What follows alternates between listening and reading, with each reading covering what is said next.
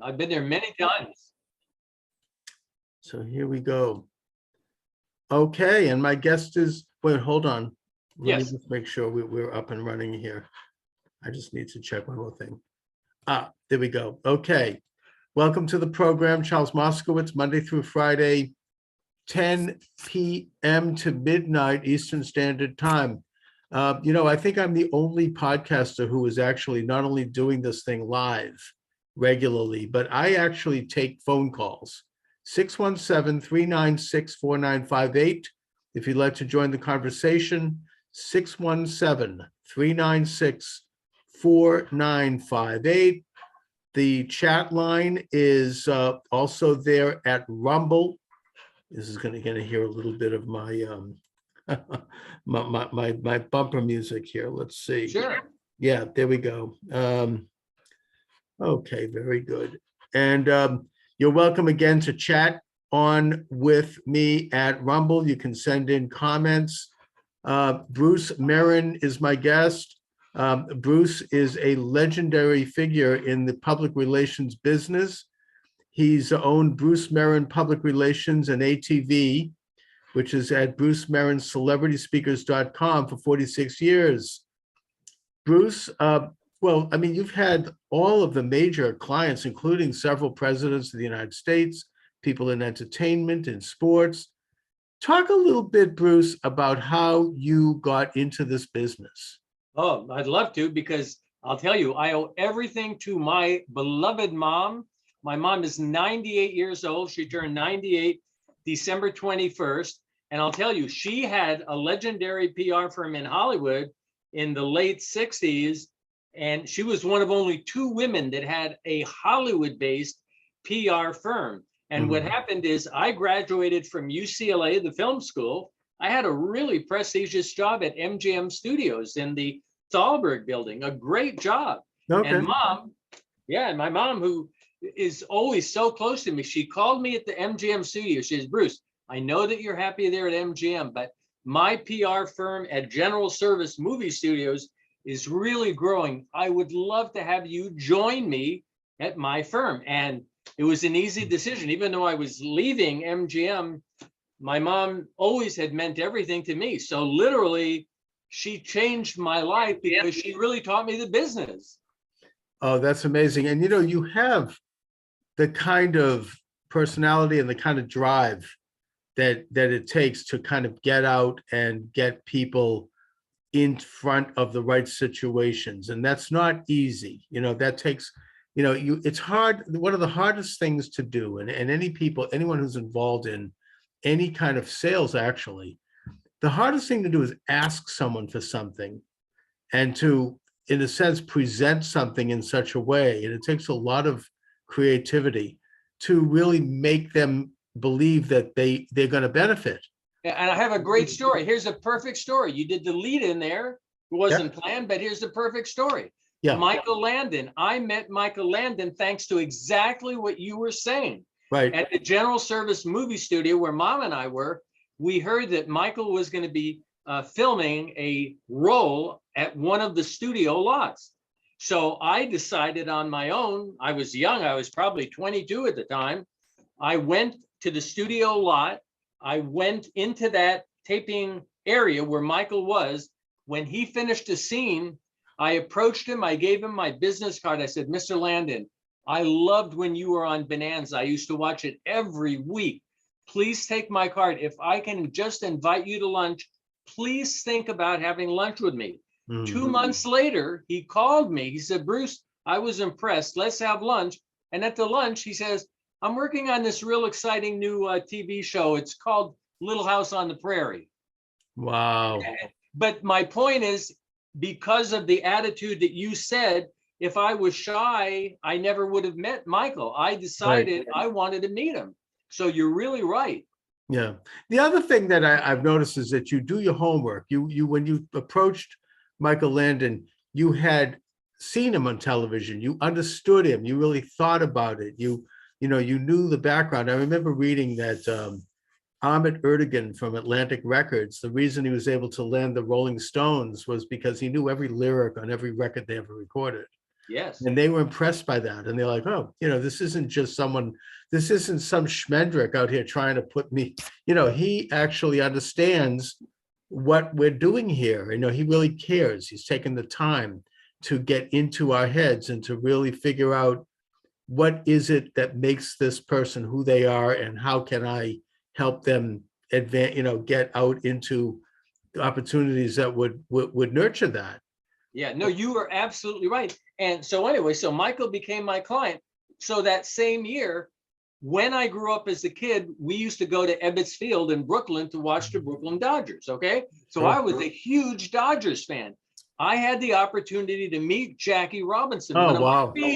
my biggest heroes. So when I met him the first time, just like with Michael, I said, Jackie, I used to go to Ebbets Field all the time. You were my hero. We shared so many stories, and he became my very first sports client. But again, I knew so much about him. It really helped when I met him, because he could tell I really had such care for Jackie. So you're right. It makes such a big difference. Oh, absolutely. Okay, my guest is Bruce Merrin, public relations extraordinaire. Bruce, you have been able to reach presidents of the United States, both as candidates and as presidents. Talk a little bit about that. What were they like, and who did you work with? Yeah, well, the very first president was President Reagan. And I must tell you, we had an office in Beverly Hills. And as soon as he got out of office, I knew that I wanted to represent him, because in the speaker's field, we want to work with people that are charismatic, that have a great story to tell. From my point of view, whether they're Republican or Democrat, Sure.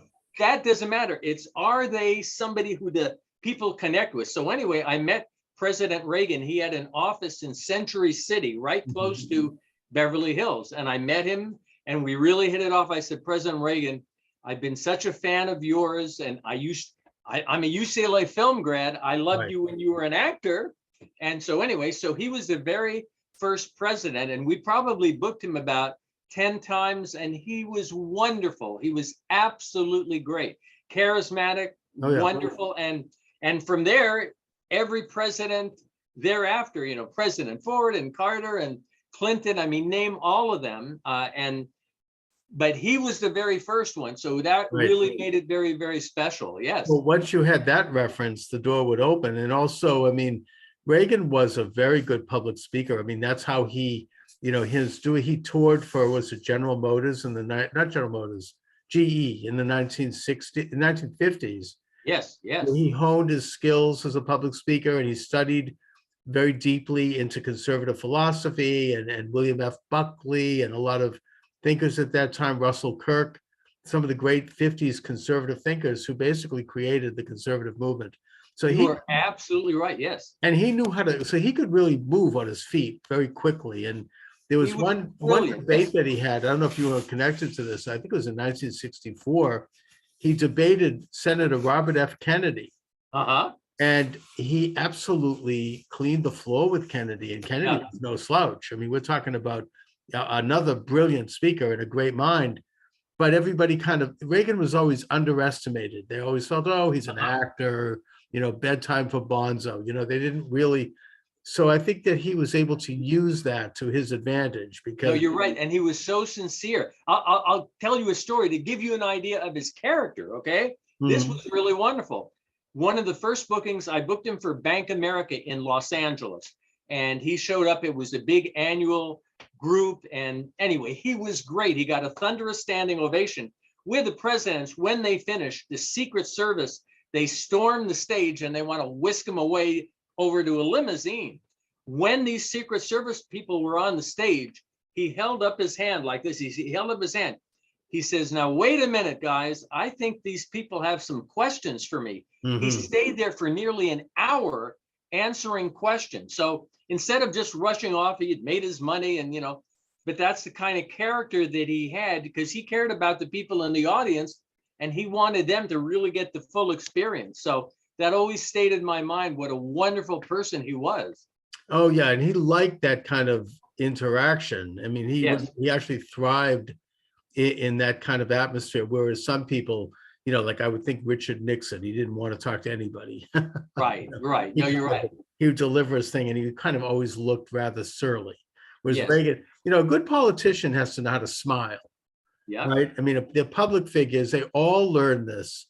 I mean, in fact, I think Nixon was vehemently ridiculed because he always was scowling. He never learned. I mean, more recently, I think of Dick Cheney as another one. Very, Right. Oh, very yes. dour, very, You're right. so, it doesn't matter male, female. It's like you have to be able to project. Barack Obama, whether you like him or not, he had a very nice smile. He Yeah. really was very charismatic.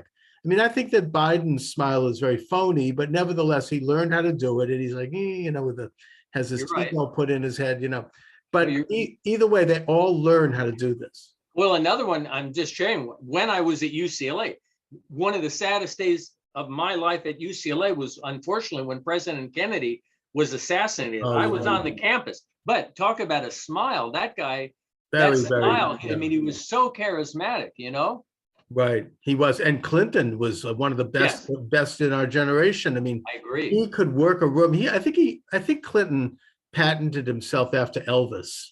Uh-huh. They always said Elvis is in the room. He would soak up all the energy just by showing up, and it would be, he was very magnetic. And He's wonderful. And I got to share with you, because I booked him, I guess maybe 10 times. His best friend from college, I believe it was Georgetown, but anyway, his best friend lives here in Las Vegas. The gentleman's name is Brian Greenspun. okay. And he used to stay with Brian and his wife rather than a hotel. He stayed with them. But anyway, I booked him many times, and he was just great. I mean, the crowds loved him, because again, he was just very charismatic, had great stories to tell. Right. I mean, I think with him, the trick was that he knew how to like look you in the eye, and he probably learned this, but Yes. he would make you feel like you really mattered, like he was Yes. really paying attention to you. Whether he was or not, it's another subject. But the point is that as a politician, he was very skilled at doing that. He could Yes. connect. Totally agree. Totally agree with you. Yeah. And just as a side, when we were talking about Reagan, Michael Reagan, his son, I to this day, I book Michael Reagan, his son, for speaking engagements. I was talking to Michael earlier today. So thanks to President Reagan, I now work with Michael Reagan. Oh, that's wonderful. I'd love to have him on my show. Sure. Oh, sure. I'll be here. Now, what about Donald Trump? Did you work with him? We did. We booked Donald Trump. In fact, some of my old color flyers, it has the picture of Donald, back maybe about 15 years. And again, it doesn't matter what people think politically. Sure. He's great. We're talking about people. Yeah, exactly. Yeah, he's a great speaker. And I probably booked him maybe a dozen times. He always was wonderful. People loved him. And I'll say this, with all the presidents, every one of them, they were charming to work with. It wasn't like there was this big ego and cloud over and made it so difficult on me. All of them were really nice to work with. Oh yeah. I mean, well, that's what they do. I mean, that's their agency, that they connect with people. And I mean, I think Trump in particular, I mean, he would do radio and constantly. He'd be up at 5 o'clock in the morning doing radio shows and TV shows. He made himself available for years, going all the way back to, he became a public figure, I think, in the 1980s or 70s even. No, you're right. And by the way I met him, we used to book people all the time on Larry King Live. Larry became a really good what friend a great of mine. host. Yeah. I used to have breakfast with him at Nate Now's all the time, Larry. And Larry said to me, this goes way back, would you like to meet Donald Trump? I said, are you kidding? So at Nate Now's, that was his hangout. Larry always went to Nate Now's for breakfast. Sure. So that's how I initially met Donald Trump at the time. And then I wound up starting to book him, but it was thanks to Larry King. I remember Larry King used to do a show at Duke Zebert's in Washington. That's right. Where he actually had like a little studio off to the side, and yes, he was a genius. And the thing I think that about Larry King is that he appeared to be tossing softballs. People criticized him for that. Oh, why don't you ask him about, the policy in Iraq or like really tough questions. But yet he would get someone to say a lot more. Right. And talk radio is it's almost like listening to a telephone call. I mean, it has a voyeuristic element to it. I agree. Yeah, and by disarming someone and letting them start to talk because they felt relaxed, Larry King could get a lot more out of someone, even a very bad person. He would interview the Ayatollah Khomeini. I mean, but he would get a lot more out of them Yeah. than if he came in with his fists and started to hit them over the head with. You're absolutely right. And I'll give you an example. Not only Larry King was a great listener, the other one, who was my client as well, was Johnny Carson. Oh, I mean, my God. Johnny was a genius, but if you notice in his interviews, he didn't interrupt. He was a great listener. Johnny listened, and all the celebrities, when I'd be at the Carson show, they say, I love so much that he listens and he doesn't interrupt all the time and he lets us tell our stories. He's a great listener. And I think that's a real art for these people, the Larry Kings and people like Johnny Carson. If you listen, you can draw a lot more out. So you're right. Yeah, and I think that in the case of Johnny Carson, he was, not only did he look like he was listening, but he really was listening, and he would formulate his next question, and he would engage in a conversation based on very much what was happening at that moment. He didn't come in, some people, I mean, I know that from doing talk radio over the years, they want to send me talking points and they want to do a rehearsal. No, I don't do that. I want to have a relaxed, spontaneous, informal conversation, because that's what is real. That's what's happening. That's when you find out who someone is. I totally agree. And by the way, and when we were talking about my speakers bureau, it was thanks to Michael Landon and Johnny Carson, because the story, and I think you'll get a kick out of this, I was with Michael Landon at the Tonight Show. And when it ended, Michael Landon was always one of Johnny's favorites. So Johnny comes backstage, sees me and Michael. He says, guys, how would you like to come to my place in Malibu and have dinner, and we'll have some wine? Wow. And again, I was a young kid at the time. Johnny knew me because I was there a lot, but I wasn't real close. So that night at his home in Malibu, he pours some Cabernet Sauvignon and he's toasting us. And he says, Bruce, I know you have a PR firm, but I think you should have a celebrity speakers bureau. And I said, well, Johnny, I think it's a good idea, but I'm a PR guy. So Johnny says, I'm going to make it really easy, Bruce. I'm going to be your very first client. And then Michael chimes in, I'm going to be your second client. And then Ed McMahon calls me the next day. That's 46 years ago. That is how my celebrity bureau started. Oh, that's incredible. Isn't that amazing? I think it's amazing that you would even, Johnny Carson, I understand, was a very private person. Yes. And a very complex man, and a very shy man. He was. In private. So to my way of thinking, it's amazing that you got to even know him and go to his house and break bread with him. I mean, that's incredible, Bruce. It was one of the biggest gifts of my life, because I've had my celebrity bureau thanks to Johnny. Now, of course, Michael Landon was my client and he was there. That's what opened the door. But I was so blessed that Johnny saw something in me to make that suggestion 46 years ago to start my, celebrity bureau. So anyway, I owe a lot to Johnny, but I don't use this term loosely, but when he was on TV, he really was a genius, I mean, he was a comedic genius, and then not a lot. Robin Williams would be one, I'd say, but there's not a lot. No. Yeah. I mean, he had classic timing and he knew how to carry himself. He had elegance. What do you think about the crop of late night talkers now? I mean, you are still booking people, I'm sure, on all of those shows, the Jimmy Kimmels and them. I mean, I think that Colbert actually recently has gotten better. Now, maybe it's not that Trump's out of office. He's not obsessed with Trump. I mean, it got so repetitive and unpleasant and furious. All they did was criticize Trump. Now that he's gone, I mean, I think he's maybe relaxing a little bit and moving into maybe he's a little bit more himself. I don't know. No, I agree with you. And Jimmy Fallon is one that I really enjoy. I mean, of course, because the nature of our company, we deal with all of the shows, but I enjoy what Jimmy Fallon does. He has that gift of comedy and, likes to ham it up and, sing and have some fun. Sure. But all of them in their unique ways, they add something, and it's fun to deal with all of them. Jimmy Kimmel, he's from Las Vegas, right here in Vegas. He was born and raised in Vegas. So I've always enjoyed working with Jimmy Kimmel. Yes. Well, he knew show business way back when Yes. and understood how to do it. Did you work with the big radio talk show host? Did you work with Rush Limbaugh at all? Or- I booked him a few times, and I'll tell you, Rush was a class act. I booked him, I booked Sean Hannity, but certainly Rush was the giant. And so I would say maybe 5 or 6 times I booked him, and he did a great job. You know, he too, I mean, I don't have to tell you, great communicator. Yeah. The audiences loved him. One time I booked him right here in Vegas at the MGM Grand. At the MGM Grand, they have a big amphitheater. It's like 17,000 people, and Rush spoke in that big amphitheater.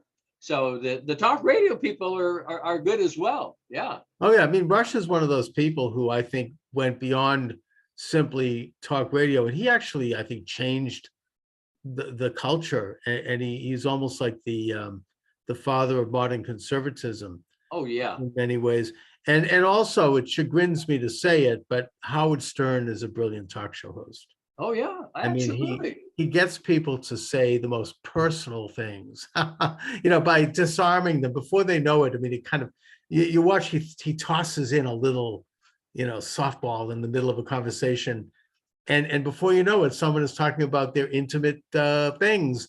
And it's amazing to watch how he disarms, I would even say disrobes a person. Yeah, no, I agree. I had a fun situation here in Las Vegas. Jennifer Flowers moved to Las Vegas. She knew that I, was probably the top PR guy in Vegas. So she came to me. And of course, I think for your listeners that don't know, there was that affair with President Clinton that was talked about. So when I went to Howard Stern, oh my God, I actually went to New York when he did that interview with Jennifer Flowers. But everything that you're saying is true. He got her to open up so much more than probably she would on a regular show. So you're right. I mean, he does have that gift, Right. And he kind of, I wouldn't say he's sneaky about it, but people forget where they are with him. It's like before you know it. I mean, I think that he did an interesting interview in that way with Paul McCartney. Mm-hmm. He got him to open up about stuff about the Beatles that really he had never talked about before. Right. No, And I agree. It makes them comfortable, and before they know it, they forget that they're all, talking to millions of people, and they just think they're sitting around shooting the breeze. Yeah. And by the way, not only is radio great, where I booked some people, but out of television, going back, of course, Larry King, but just as one recent one on Shark Tank, Mr. Wonderful, Kevin O'Leary. Yeah, we booked him just recently, and he did a great job. The crowd loved him. And so TV personalities are always fun for the audiences where they want a name that they can identify. And Shark Tank is such a popular TV show. So he was wonderful. He did a great job. Oh yeah, I thought he was very good on with Bill Maher. I saw him interviewed, and Bill Maher is another one that really knows how to do an interview, and he's more than a comedian. I mean, he goes deep, and he brings up tough political questions, but yet he does it in a kind of a nice way where someone doesn't even know that they've been hit with something real. No, you're absolutely right. And it's funny, I just flashed because we've had the pleasure of working with so many different people way back when Watergate occurred. We were booking all the Watergate people like G. Gordon Liddy, Colson. He went on to be a good talk show host, G. Oh yeah, exactly. No, exactly. But in the celebrity business, we book people that audiences are interested in, whether we agree or don't agree, doesn't matter whatsoever. Right.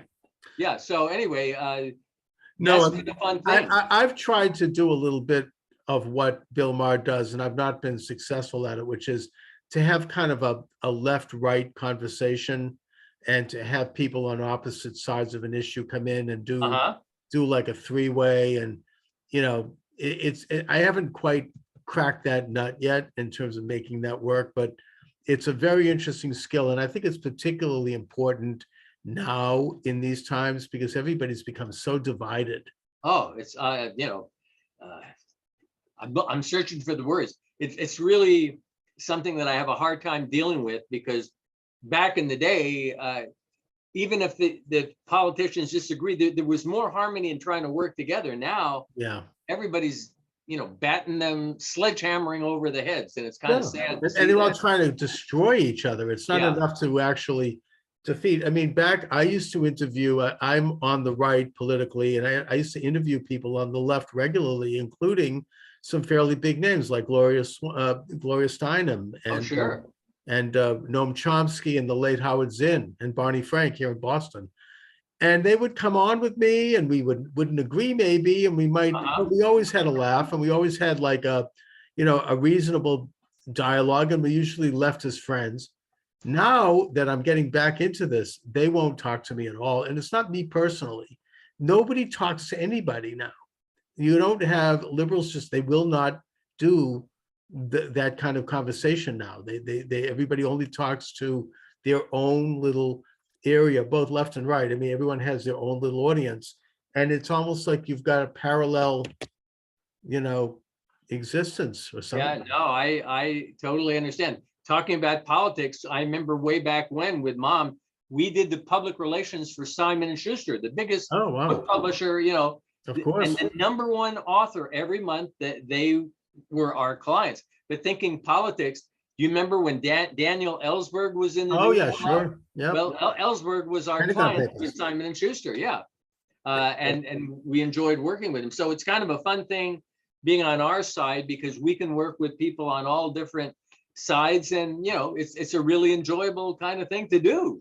Oh yeah, and also those so-called sides have kind of changed around a little bit, and it's kind of a it's an evolving thing. It's not quite as defined at any one point in time. Bruce Merrin, tell me a little bit. I mean, how has the business changed recently? I mean, what you're doing in a way is the purest form of communication.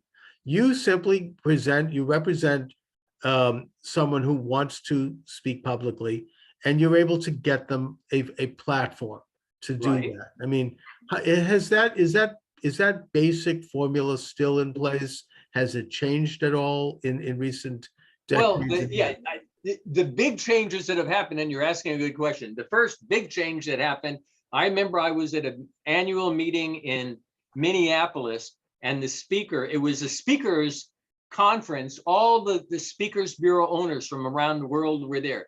And this one little petite woman came up and said, your business is going to change, because in the next year, all of you are going to have websites.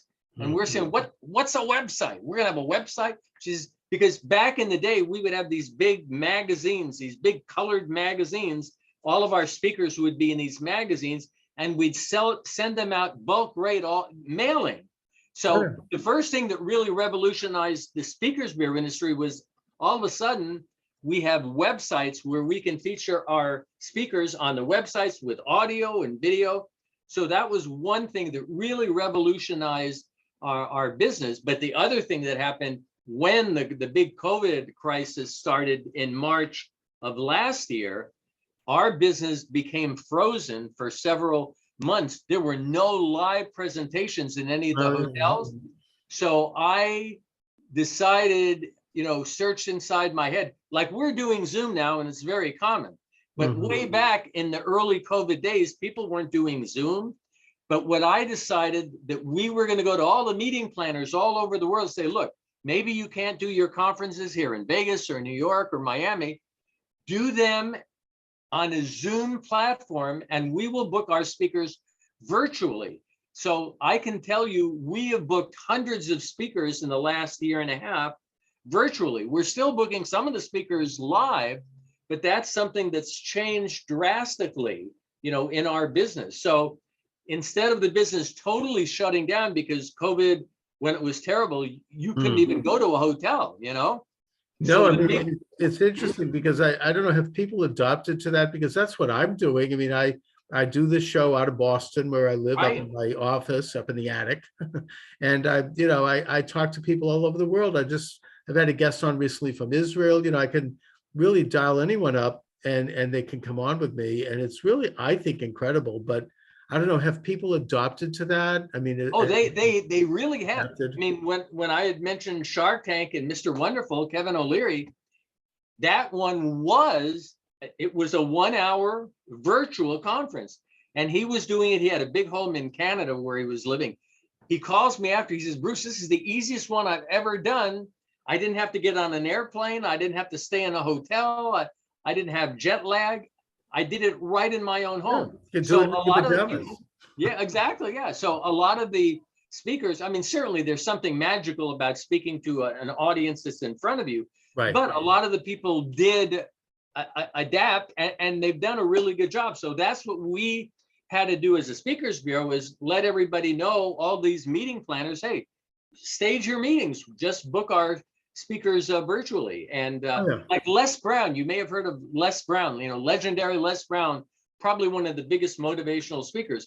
He too, recently, it was virtual. That they couldn't do the conference live, even though they wanted to. So he lives in Florida. He did it virtually. So it's just a new, new stream of how we can handle things, just like what you're doing. Right, right. And I think some people have done well with it, some people not so well. Maybe it's sort of like the move from silent pictures to talkies. Yeah. I think in the world of music, Mick Jagger has done very well with Zoom. He's done some amazing Zoom videos and music. He's like a force of nature anyway, but the fact that he could be relevant and do this is incredible. And whereas other people maybe not so great. So, I mean, it all depends on various intangible things, whether or not someone has the chops to do a Zoom and to pull it off. I don't know. It's interesting. No, you're right. But as an example of the environment that we live in, just today they announced, it said, the Grammys, they're not staging the Grammys. That they were going to do it because of the Omicron. Yeah, they've canceled it.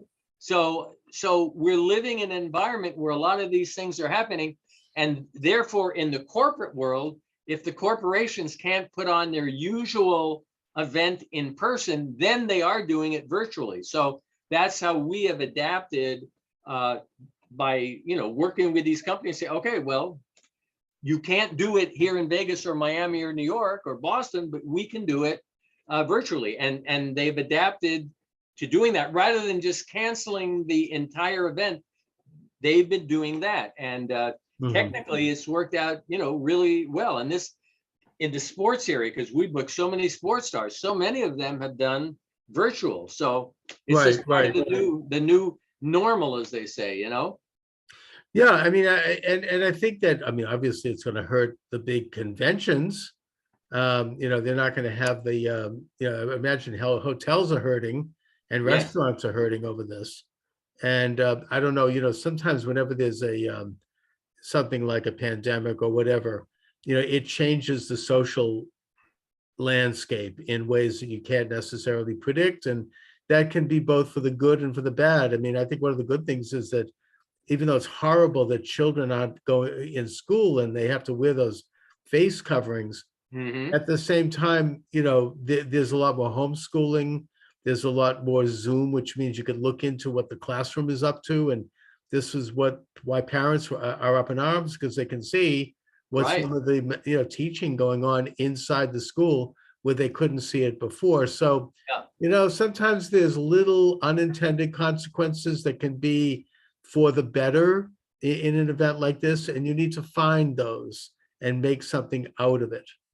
Yeah, no, I agree. And I just flashed, going back to thinking of the Carson days, I'd mentioned he's a genius, and Robin Williams.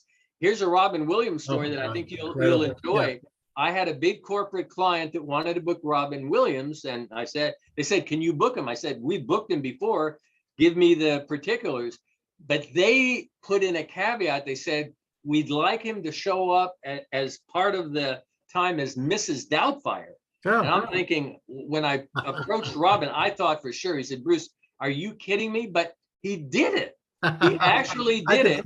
And I was the biggest hit with everybody because nobody over there thought that he would do it. But anyway, it was just, when I think about Robin, because what I love about Robin, he was such a great actor as well. Some of the films that he was in, and he did some dramatic parts, serious parts. Yeah. I remember he did this movie with Robert De Niro. I forget the name of it, but it dealt with this man who had a mental problem that he was like in a semi-coma.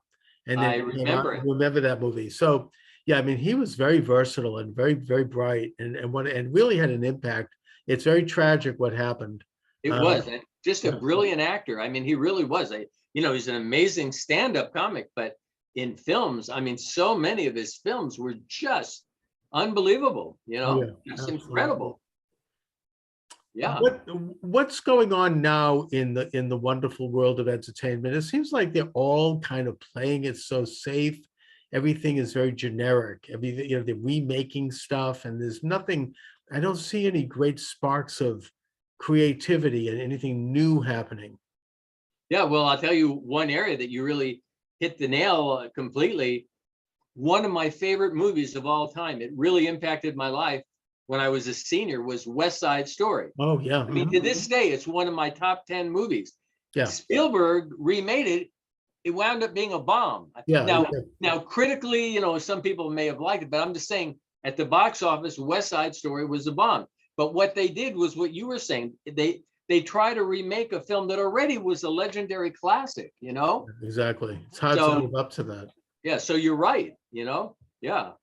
I agree. Right. I mean, it would be good to see something really Disney also. I mean, they need to do something new that gets back to their heyday of creativity, and instead of all these kind of weak remakes. Well, that's just an opinion there. Bruce Merrin, who are you representing these days that's out there, and what are they up to? Well, it really kind of goes from A to Z, but I'll tell you, because I'm a sports fan, I'll tell you a couple of sports people that we've been working with recently, because a lot of the sports guys that I work, like, they're my heroes, my heroes. Yeah. Well, first of all, sadly, we lost Kobe Bryant, but I was booking Kobe a lot until unfortunately left. But Magic Johnson is one.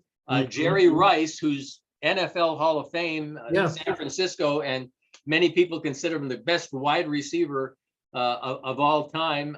We're booking him. We booked Michael Jordan last year. Jordan. Can you get me Tom Brady? Oh yeah, soon. I'm sure soon that will happen. Yeah, right. But we really have a lot of fun. What was that? He's huge here in Boston, obviously. Yeah. Even though he's left, I mean, he's still like a major figure here. No question. No question. And it's funny, I was just smiling and thinking, because we booked, you named the biggest sports people, LeBron James, we booked them all. But I was just thinking, in your city, you were talking about in politics and some people that are not so charismatic. What about your head coach of the Patriots? Oh my God, yeah, but yet he's legendary. I mean, a lot of people will say either Vince Lombardi or him, the greatest of all time. But I'm just saying, isn't it funny? He doesn't have a lot of charisma, but yet he's the greatest coach. That's his charm. I mean, my childhood hero was Carl Yastrzemski, but oh, absolutely, absolutely. I love Carl. He was great. So I think for a while his grandson was grooming him to become a major league player, and I think he briefly was. But yeah, I believe with the Giants. I believe he might have even played with the Giants this year. But I mean, Carl, he certainly was one of the greatest of all time. Now, I mentioned when I was a kid, I was in New York. I would go to Ebbets Field. Imagine this: as a kid, we had Mickey Mantle with the Yankees, oh my God, Willie Mays with the Giants, and then Duke Snider of the Dodgers. And Joe DiMaggio recently had retired. So, I mean, some of the greatest center fielders of all time. Roger Maris, right? Exactly. Absolutely. Yeah. No, you're right. And Sandy Koufax was around back then too. Yes. And we booked Sandy many times. But one of my favorites, because I am a Dodgers fan, was when Kirk Gibson hit that historic home run in the World Series.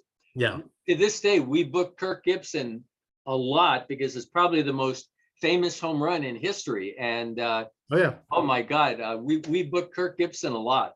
And of course, Sandy Koufax is the legend of every Hebrew school kid. Oh, because he did not play on Yom Kippur in the World Series. Right. No, that's absolutely right. And again, one of my biggest heroes, I'm a Dodgers fan my whole life. So you're absolutely right. Sandy, he has some of the greatest statistics of all time. But I've always loved booking the sports stars. And it's interesting sometimes with the meeting planners, what they'll ask for Mhm. you think about the Chicago Bears, Yeah, Walter Payton was one of the greatest of all time. Walter sure. Payton, one of the greatest runners of all time. I had this funny request. There's a candy company called Brock's Candy, Brachs, Yeah. Brock's Candy. Yeah. They came to me and they said, listen, we're having a big convention at McCormick Place in Chicago Mhm. because we are a candy company. Walter Payton's nickname was Sweets. That's what they called him, Sweets. Would Walter Payton consider coming and being at our booth for 2 days? And he doesn't have to speak, but he's going to sign footballs. Anyway, we did that for 2 days. And Walter Payton was one of my idols. And then we got Mike Ditka to come for that as well. They should have it's named a candy bar after him. That's right. I mean, No, you're absolutely right. but That's while right. here in Boston, they had Yaz bread. So, Uh-huh. so it's a great branding thing that, I mean, I noticed it also sports. I was in Israel a couple of years ago. It's huge there. They love basketball. And Bob Kraft here at the New England Patriots, he built a stadium right outside of Jerusalem. And they are so grateful for that. I mean, there's such, because I mean, this is a country that doesn't always get the best PR. And for them to get that kind of attention, it's a huge thing over there. They love basketball and they love American sports. No, that's a great story. I like that a lot. I mean, sports has always been a big part of my life. So that's why, thanks to my business, I've got to work with the legends. So I haven't mentioned yet, Jackie Robinson was the first one. My second one was Muhammad Ali. Oh, and with Ali, what really was exciting there, great man. I was born, as they say, Louisville. Back there they call it Louisville. Louisville. So that's where I was born. And when I met Ali for the first time, I said, Ali, you're going to really love this. I was born in Louisville, just like you. So he got the biggest kick out of that. But we booked him, God, I would say maybe 20 engagements. And I mean, what a pleasure. He was just such a pleasure to work with. Such a force of nature. Yeah. What a great man. Very rare do you have somebody like that on the scene, to totally break the mold of what we think conventionally of how people should be. Yes. And also we're talking sports and we were talking politics. He really got a kick out of this. I happened to have been in Vietnam in 1968. Mm-hmm. He lost several years boxing because he really stood up for what he believed. He did. And so he didn't box. And when I met him, I said, look, I was in Vietnam. I was there. I admire, Ali, what you've done because you stood up for what you think is right, even though you lost several years of boxing. So he really loved that even though I was in Vietnam, I could empathize where he stood, That's incredible. Yeah. I mean, I think he even spent a little time in jail over that. That's right. Conscientious objector. He's like, I'm not going to go overseas to kill, minorities. I mean, it was like, it's just not what I do. And he really believed that. I mean, I can tell you, I talked with him just like we're talking right here, face to face. Yeah. I mean, he really believed that this was nothing on the acting side. He really believed it. And I told him that I really admired the fact that he stood up for what he felt was right. He did. And that's a very rare thing to see, and it was that great sacrifice to his career at the time. And, it was a great risk. So, yes, I mean, truly one of the greats of modern times, in my opinion. Yeah. So, Bruce, let my viewers and listeners know, if you'd like, a little bit about where they can reach you if they want to get information. Do you want to share like your website or anything like that? Yeah, sure. That's very kind of you. And by the way, you're a delight. I really enjoyed being on with you, and I really appreciate it. Our website, which is the easiest way to get to us, and it's fairly simple. It's Bruce Merrin's, plural, Bruce Merrin's CelebritySpeakers.com. Bruce Merrin's CelebritySpeakers.com. Or they can just, if they Google Bruce Merrin, I'll show up in all different types of ways. But I have real passion for the business, as you know. I can see. Just like you have passion for the talk radio business, and you're great at it. I love what I do. And because I think it really shares, because we like to impact the lives of the people every day in the audiences, Indeed. Yeah, and it really comes across, Bruce. And let's let's hopefully work together. You know, I want to make my program available to all of the people you represent. I love conversation, and I like to put Sure. people up on the stations. And I think in the case of your guests, I could put them on YouTube. I'm a little careful with YouTube right now because they're censoring, frankly, they're censoring conservative opinion. It's their right, but I'm not live streaming on them right now because of that. But I still have a pretty good YouTube channel that I post programs on if they're not too, you know, controversial for the YouTube people. But either way, it's live on the flagship station is Rumble, which is going huge. Rumble is a great, great network. And, you know, I'm looking forward to really launching the show. So please feel free to book people on my program. I'd love to have them on. I would love it. And I just have to share one thing. We're both nice Jewish boys, right? Yes, Nice indeed. Jewish boys. Yeah. But here's one story. I've got to share this with you. Please. Leopold Pfefferberg Page was my client. I met him in Beverly Hills. The client said, you got to meet him. He was a Schindler's Jew. He was one of the few Schindler's Jews that made it to safety. Wow. When we had lunch in Beverly Hills, he rolled up his sleeve and he showed me, you know, the marks. So he said, Bruce, I have this book I'm writing called Schindler's List. Can you help me? Long story short, we took Schindler's List to Spielberg. That's how Spielberg wound up making the movie. Incredible. And if you Google when Spielberg does his acceptance speech at the Oscars, one of the first things he does is thank Leopold Pfefferberg Page, my client. He says, without Leopold Pfefferberg Page, I never would have made Schindler's List. So I just thought you'd enjoy that story. Oh yeah, no, that's amazing. And you know, I'd love to interview anybody from that era. Sure. Who has a story to tell. I know people are getting a little up in the years, but 60 Minutes just did an excellent piece on the Ritchie boys. Yes. Who were mostly German Jewish expatriates who fled the Nazis in the 30s and who went back in as intelligence agents and played a huge role in terms of defeating the Nazis because they could understand Germans and they could do to interrogation and they were able to get, talk about, you know, extracting information from people. I mean, the work they did was incredible. Anyways, it was a great, great piece. So Bruce, listen, thank you so much. It has been really an honor and a pleasure to have you on.